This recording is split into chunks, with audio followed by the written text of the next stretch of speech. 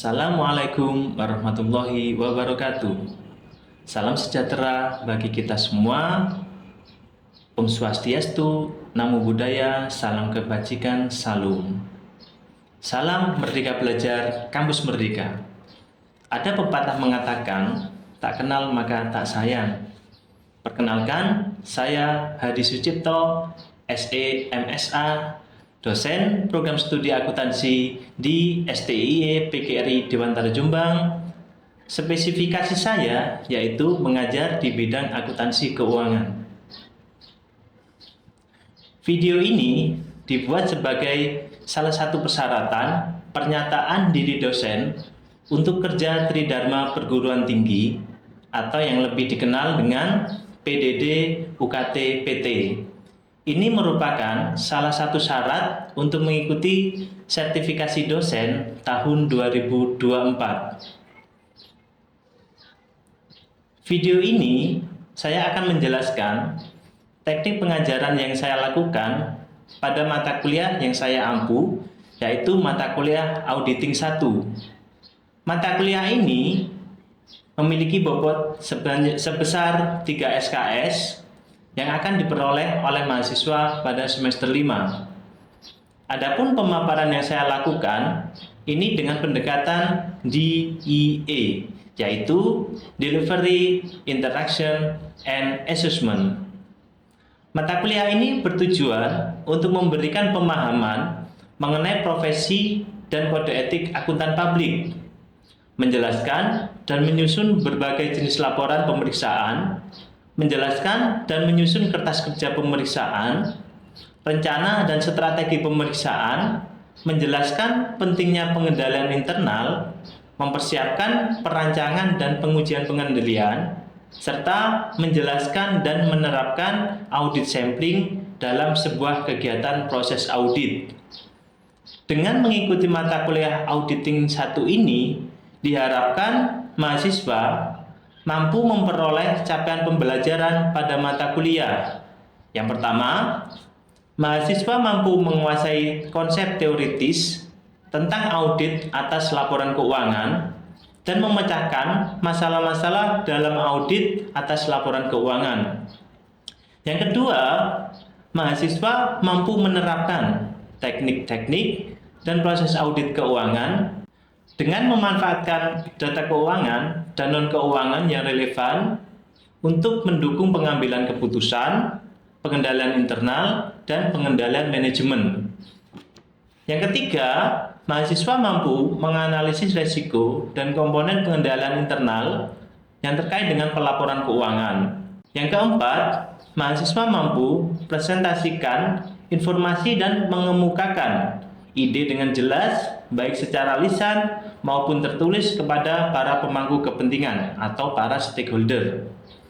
Untuk mendapatkan kemampuan tersebut, mahasiswa akan dibekali dengan topik-topik menarik tentang kegiatan audit selama perkuliahan. Di sini ada 16 kali pertemuan, termasuk di dalamnya adalah 14 kali diskusi tentang konsep teori, serta terdapat 2 kali assessment, yaitu ujian tengah semester dengan ujian akhir semester. Adapun kemampuan akhir setiap pembelajaran, yang pertama yaitu mahasiswa mampu menjelaskan definisi auditing, mahasiswa mampu menjelaskan tentang profesi akuntan publik, mahasiswa mampu menjelaskan tentang etika profesional akuntan, mahasiswa mampu menjelaskan tentang teori, konsep dasar, dan standar auditing. Mahasiswa mampu menjelaskan audit laporan keuangan dan tanggung jawab auditor. Mahasiswa mampu menjelaskan laporan auditor independen. Mahasiswa mampu menjelaskan penerimaan penugasan audit. Mahasiswa mampu menjelaskan perencanaan audit. Mahasiswa mampu menjelaskan tentang materialitas, risiko, dan strategi audit. Mahasiswa mampu menjelaskan tentang tujuan dan bukti audit. Mahasiswa mampu menjelaskan tentang kertas kerja audit. Mahasiswa mampu menjelaskan pemahaman terhadap struktur pengendalian internal audit. Mahasiswa mampu menjelaskan audit pada sistem teknologi informasi. Dan yang terakhir, mahasiswa mampu menjelaskan tentang sampling audit di dalam proses pengujian pengendalian audit. Semoga dengan materi ini, mahasiswa bisa mendapatkan keilmuan tentang bagaimana praktik kantor akuntan publik di dalam proses audit, khususnya adalah di dalam sebuah perusahaan. Dalam perkuliahan ini, saya menggunakan beberapa literasi. Yang pertama, menggunakan buku dari punyanya Boynton tentang modern auditing. Terus ada buku punyanya Tuan Nakota, yaitu tentang audit kontemporer. Yang ketiga, ada buku punyanya Mulyadi tentang auditing. Terus ada juga buku dari Sukrisno Agus tentang auditing, yaitu pemeriksaan akuntan oleh kantor akuntan publik. Serta tidak lupa saya menggunakan standar auditing yang diterbitkan oleh IAPI, karena ini menjadi base utama di dalam pelaksanaan audit. Khususnya di dalam pelaksanaan audit ini di bawah naungan dari Ikatan Akuntan Publik Indonesia. Agar materi dapat tersampaikan dengan baik dan mahasiswa mampu memahami materi tersebut, maka metode pembelajaran yang ditetapkan pada setiap perkuliahan menjadi kunci dalam keberhasilan dalam pembelajaran mata kuliah auditing ini. Metode pembelajaran yang saya lakukan adalah dengan menggunakan metode SCL, yaitu Study Centered Learning. Saya gunakan sebagai model pembelajaran. Pada suatu model ini, pembelajaran menempatkan mahasiswa atau peserta belajar sebagai pusat dari proses pembelajaran, sehingga akan memberikan banyak motivasi dan kemampuan individu menjadi lebih aktif, kreatif, inovatif dalam memecahkan masalah yang mereka temui, serta bertanggung jawab terhadap proses pembelajaran pada mata kuliah audit ini. Pada saat perkuliahan, pertemuan pertama, sebagai pembuka, saya akan menyampaikan kontrak perkuliahan yang berisi deskripsi mata kuliah, kedua, bahan ajar, ketiga, literatur yang digunakan, dan materi yang akan disajikan atau bahan yang akan didiskusikan pada setiap minggunya. Saya juga menjelaskan tentang bobot penilaian kepada mahasiswa mengenai aturan-aturan lama kuliah, dan untuk disampaikan dan disepakati bersama para mahasiswa dengan memberikan motivasi tentang pentingnya mata kuliah ini di dunia bisnis dan kehidupan sehari-hari, khususnya untuk kegiatan audit di dalam sebuah perusahaan. Saya berharap mahasiswa tertarik dengan perkuliahan ini. Pada saat perkuliahan, saya lebih banyak melontarkan pertanyaan kepada mahasiswa. Dengan kebijakan ini, saya akan mengajak mahasiswa untuk berdiskusi. Tujuannya untuk menyeting pendapat, agar mahasiswa lebih aktif, berpikir kritis, mengemukakan pendapat dan jawaban mereka, sehingga perkuliahan dapat berjalan dua arah. Dan saya juga mengajak para mahasiswa untuk menyimpulkan materi yang kita bahas pada perkuliahan hari ini. Tidak jarang, saya mengusulkan ice breaking di sela-sela perkuliahan agar mahasiswa tetap fokus dalam perkuliahan dan tetap bisa menjadi perkuliahan ini menyenangkan, mahasiswa tetap bersemangat, serta menikmati dalam proses pembelajaran pada mata kuliah ini. Untuk pertemuan kedua sampai pertemuan ke-14, saya mengombinasikan metode pembelajaran dengan metode small group discussion. Di sini ditekankan pada keaktifan mahasiswa dalam mencari sumber-sumber belajar dan kemandirian dalam belajar. Metode yang dilakukan adalah kalau saya membentuk kelompok-kelompok kecil.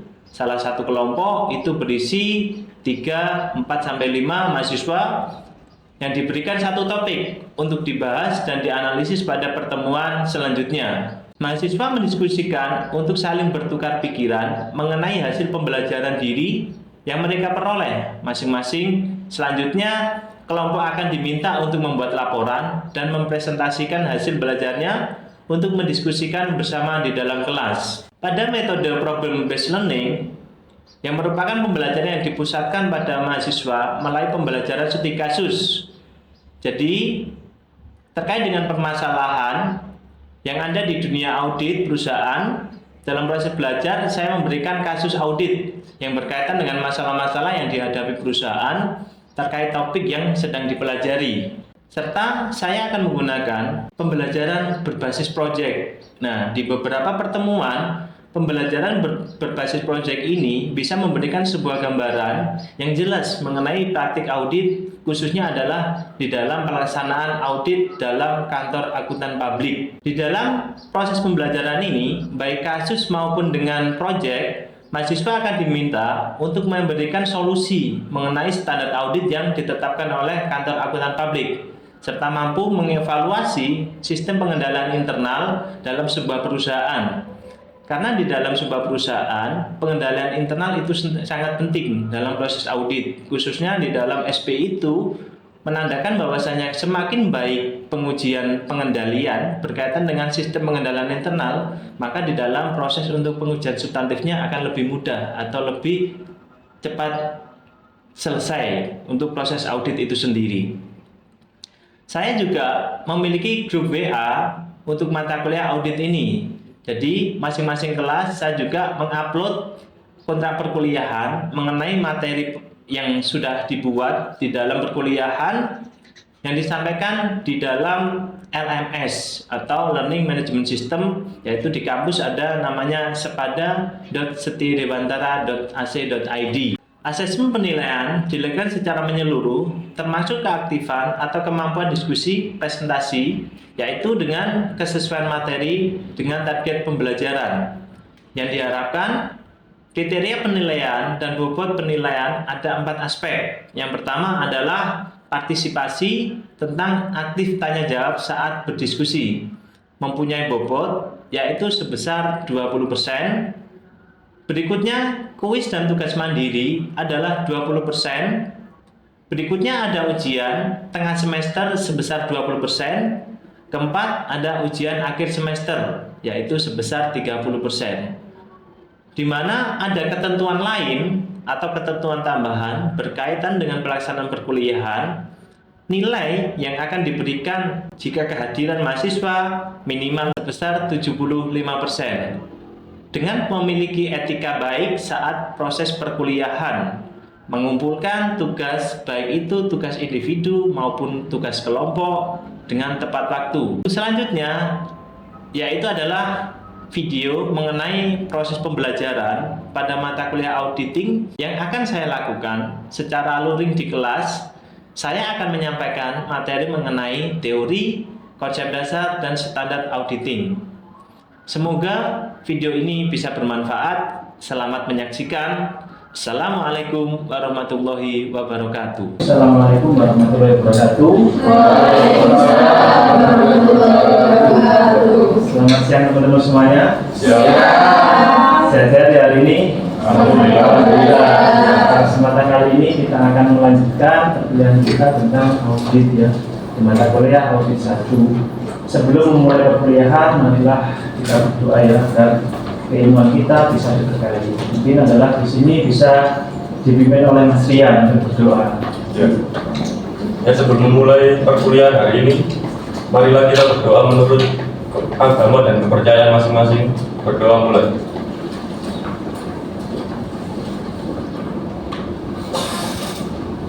Berdoa selesai. Baik, terima kasih. Pada kesempatan kali ini adalah kita masuk di materi mengenai teori, konsep dasar, dan standar audit. Dimana ini nanti adalah kita mengacu pada beberapa peraturan, khususnya dari Ikatan Akuntan Publik Indonesia atau dari IAPI. Karena sejujurnya yang melatar belakangi adanya sebuah kegiatan audit itu adalah didasarkan pada kegiatan auditnya di IAPI. Pastinya itu nanti dari IAPI adalah turunan dari Kementerian Keuangan. Ya. Kita masuk materi pertama mengenai teori auditing. Ya. Teori auditing merupakan tuntunan untuk melaksanakan audit yang bersifat normatif. Kenapa bersifat normatif? Karena ini adalah tentang peraturan. Jadi selain ada peraturan, harus ada sebuah deskriptif, di mana deskriptif itu adalah implementasi dari peraturan-peraturan yang sudah ada diterapkan. Khususnya adalah untuk kepentingan audit. Masih ingat teman-teman kira-kira kalau ada yang dibilang teman-teman tentang audit ya Pak berarti pemeriksaan. Mana apa yang diperiksa adalah sebuah laporan keuangan. Laporan keuangan itu nanti diperiksa kategori masuk wajar atau tidak. Adakah kecurangan ataupun ada misalnya penipuan di dalam penyusunan laporan keuangan. Nah itu nanti yang akan diaudit. Pada umumnya orang menganggap auditing hanya suatu rangkaian prosedur, metode dan teknik. Auditing tidak lebih dari pada sekedar suatu cara untuk melakukan suatu dengan sedikit penjelasan, uraian, rekonsiliasi dan argumentasi. Secara prinsip, teori audit ini tidak terlepas namanya agensi teori. Di mana di dalam agensi teori ada namanya prinsipal, ada namanya agen. Jadi pemegang saham atau pemilik perusahaan itu namanya adalah prinsipal. Itu memberikan sebuah mandat kepada manajemen untuk mengelola. Di manakah nanti prosesnya pengelolaannya baik atau buruk, wajar atau tidak, itu nanti adalah pelaporannya kepada pemegang saham atau pemilik perusahaan. Makanya harus melibatkan namanya kantor akuntan publik, ya, AP. Nah di sini ada beberapa konsep dasar mengenai auditing. Itu adalah yang melatar belakangi bahwasanya konsep dasar ini harus dilaksanakan secara benar di dalam proses audit. Yang pertama itu nanti ada bukti, kehati-hatian dan pemeriksaan, penyajian dan pengungkapan nilai yang wajar, ada independensi dan etika perilaku. Ini yang menjadi konsep dasar di dalam pelaksanaan audit. Masuk yang pertama adalah bukti. Tujuan adalah untuk memperoleh pengertian atau sebagai dasar untuk memberi kesimpulan yang dituangkan dalam pendapat auditor. Bukti itu bisa didapat dari apa kira-kira? Satu, bisa didapat dari adanya sebuah konfirmasi dari masing-masing pihak yang menulis laporan keuangan. Dan juga bukti bisa dilihat dari apa perhitungan auditor. Biasanya auditor akan menghitung misalnya adalah menggunakan rasio keuangan mengenai tingkat profitabilitas misalnya. Itu adalah bukti. Kehati-hatian dalam pemeriksaan. Nah ini konsep ini berdasarkan isu yang pokok. Tingkat kehati-hatian yang diharapkan pada auditor yang bertanggung jawab, dalam hal ini auditor harus bertanggung jawab apabila terjadi kesalahan. Jadi kalau namanya auditor itu tidak boleh membuat sebuah kesalahan. Nah, dari pembuatan kesalahan itu nanti pastinya ada sebuah prosedur yang mengatur agar terbebas dari semua kesalahan. Selanjutnya yaitu adalah penyajian atau pengungkapan yang wajar. Konsep ini menuntut adanya informasi, laporan keuangan yang bebas, tidak memihak, tidak bias dan mencerminkan posisi keuangan dan hasil operasi dan aliran kas perusahaan yang wajar. Selanjutnya ada independensi. Nah ini adalah sebuah sikap yang harus dimiliki oleh seorang auditor. Bahwasanya selain independen, auditor itu harus mempunyai sikap skeptis. Jadi sebuah sikap yang di sini adalah bentuk kewaspadaan.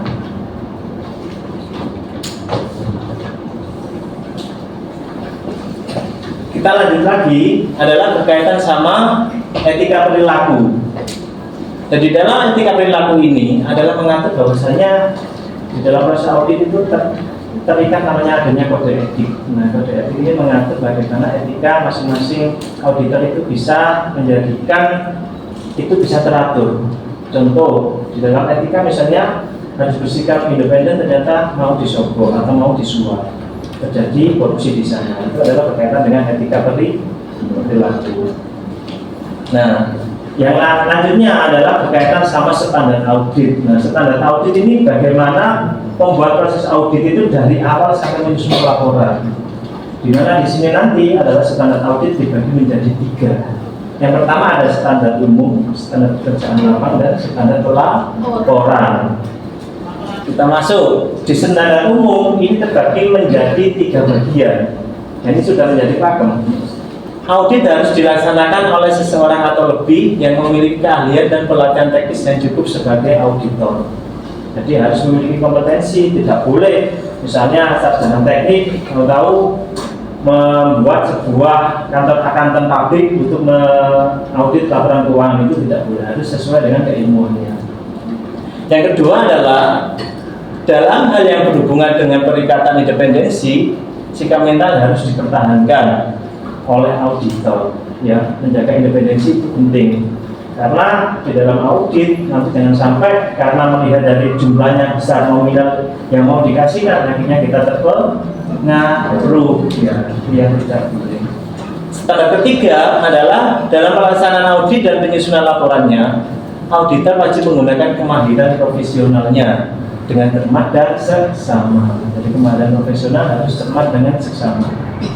Makanya auditor itu nyudewu, gajinya adalah mahal karena itu harus membutuhkan sebuah ketelitian dengan kecermatan di dalam bekerja. Yang kedua adalah berkaitan standar pekerjaan lapang. Ini juga ada 3 bagian. Yang pertama, pekerjaan harus dinyatakan sebaik-baiknya dan jika digunakan asisten harus disupervisi dengan semestinya. Penggunaan asisten di dalam proses audit.